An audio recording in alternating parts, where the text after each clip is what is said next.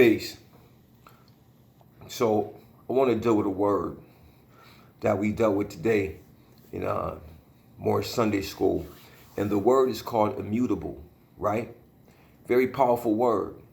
And I think it's a word that everybody should look up.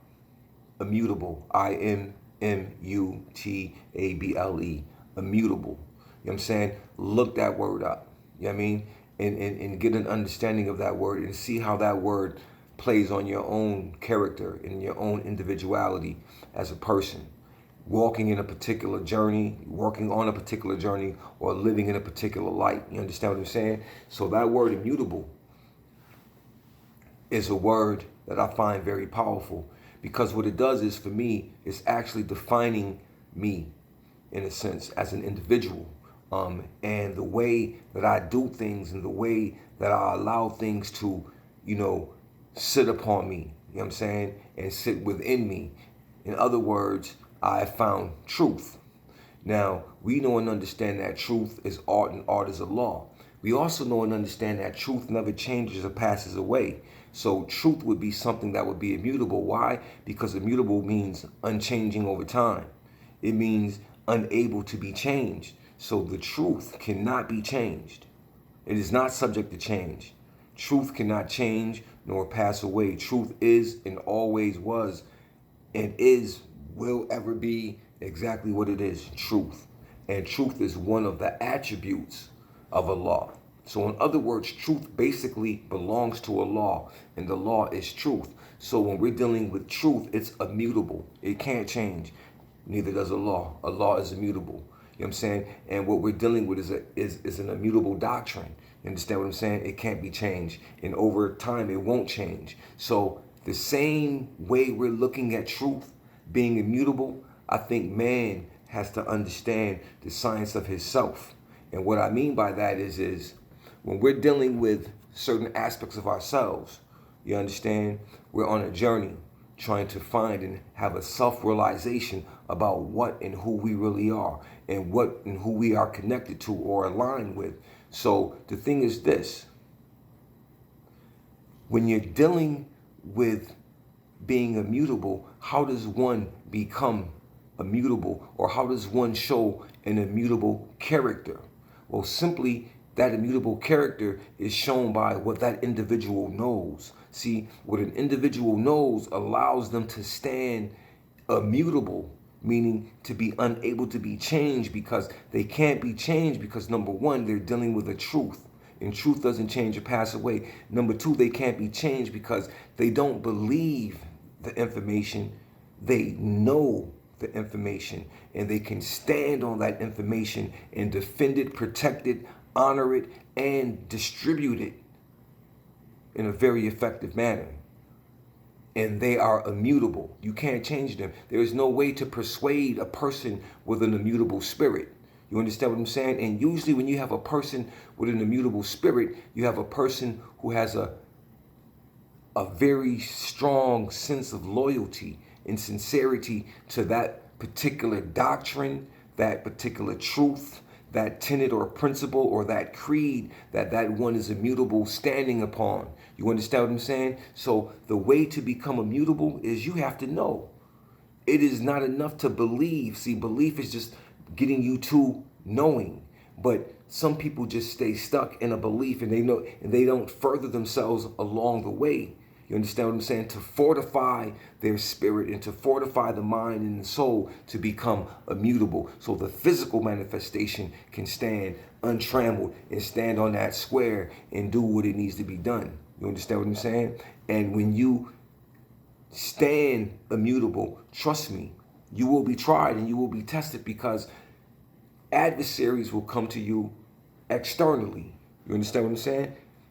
They will come to you from your environment and your surroundings, and they will try you on your stance because they see that you're standing strong, and they see that, well, you know what, maybe I have something that I can say that can change this person. Because see, one thing about us is that we love to change people, especially when they're doing good things, or when they have began to change themselves from a lower level and begin to ascend to a higher character and a higher plane of thinking, which contributes to a higher plane of living, it bothers people. You understand what I'm saying? Because they are easily changed.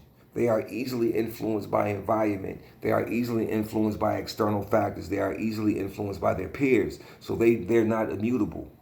You know what I'm saying? They're easily led in the wrong direction and hard to lead in the right direction.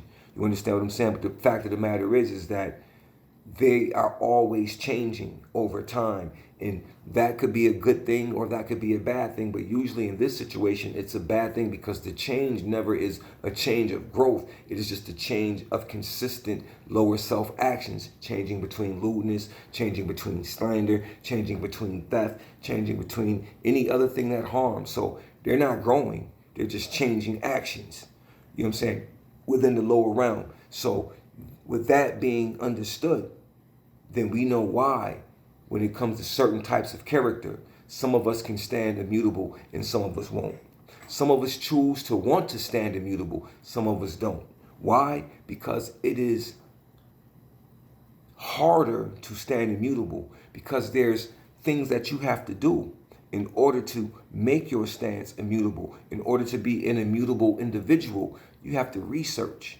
You understand what I'm saying? You have to consistently, you know what I'm saying, build up your character consistently. You understand? You have to know the information. And the only way you know the information is by becoming it. See, when you become it, it becomes a part of everything about you, a part of your whole. You understand what I'm saying? And you actually begin to live out those principles. You don't have to talk about it. The people will be able to see your immutable stance. They'll hear it in your conversation. You understand what I'm saying? They'll hear it in the way in which you deal with other people. They'll see it in the way in which, when you are confronted, the way you deal with confrontation and the way you deal with falsehood when it approaches you. You see what I mean? So that word immutable was a powerful word today in Sunday school because what it did was it showed and gave us another aspect about ourselves and how we should be dealing with this impregnable doctrine called Moorish science that was given to us and demonstrated to us by our holy and divine prophet, Noble Drew Ali. You understand what I'm saying? Who stood immutable at all times in the face of all adversity. He couldn't be changed. He couldn't be bought. You couldn't give him 30 pieces of silver. You know what I'm saying? He didn't sell out. You understood? He wouldn't sell out. And many of us will not sell out, but there are many of us who have, because we can't stand immutable, because we're easily changed and easily persuaded, because you know what? We don't have control of that which is immutable within us, and that is our spirit. We're not aligned to that immutable spirit, which is Allah, and that spirit is clothed with a soul. You understand what I'm saying? And that soul must become immutable, and when that soul becomes immutable, that is when it is manifested through the physical vehicle called the body, where you can see the character, or where others say you can see the Allah in man. You understand what I mean? So I just wanted to touch on the word immutable. I just wanted us to understand the word immutable and how that word should apply to yourself and how you should be reaching for that word to become a part of you and for you to become that word. You see, being immutable is probably one of the closest things we have to being perfect. But you know and understand that man can't be perfect because he has a body. You understand what I'm saying? And the body has its own flaws and limitations. Because see, perfect is anything that is free of flaws, free of limitations, free of defects.